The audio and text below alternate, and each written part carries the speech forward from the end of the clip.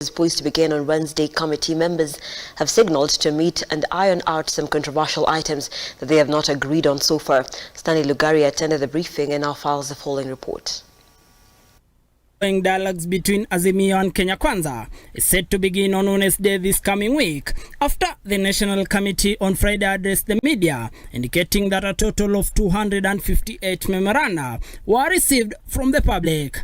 We have had a chance to be able to get a submission of all the memoranda that we received from the technical team, and I wish to report the following: that we had 31 had delivered memoranda to Parliament buildings. We had 46 delivered to Bomas of Kenya, and we had 181 via email.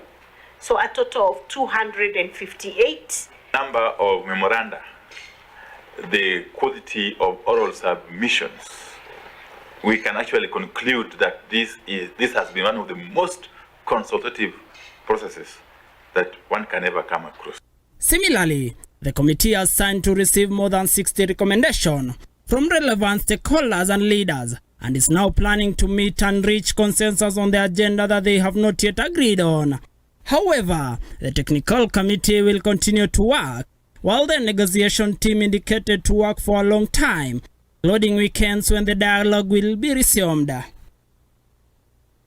We have agreed that we will be resuming work as a committee on Wednesday, but in the meantime, there's work for the technical committee to do, and we'll be looking at all the 5 issues as we agreed at the beginning of our talks, and we will be able now to begin consensus building on the 5 issues starting on Wednesday, and we will be working long hours, probably into the weekends, until we are able to build consensus on those issues. We seem to have had convergence on a number of issues so far,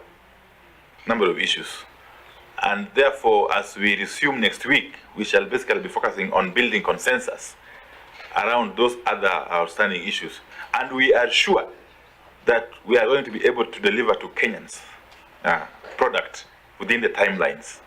The talks anchored on 5-point agenda, which include outstanding constitutional matters on high cost of living, electoral justice, and issues related such as restructuring of the Independent Electoral and Boundaries Commission (IEBC), boundaries delimitations, review of the 2022 general elections, inclusion in the Constitution, the National Government Constituency Development Fund (CDF), the National Government Affirmative Action Fund, the Senate Oversight Fund, and the Ward Representative Fund, incorporating in the Constitution the Office of the Leader of Opposition and the Office of the Prime Minister, and finally, loyalty to political parties.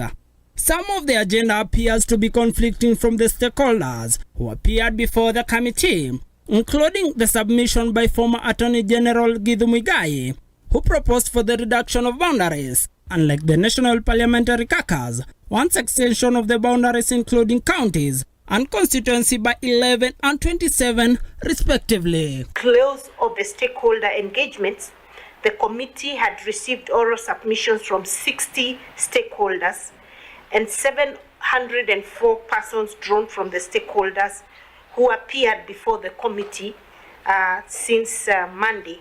Reporting for Lookup, I'm Jengi Timothy.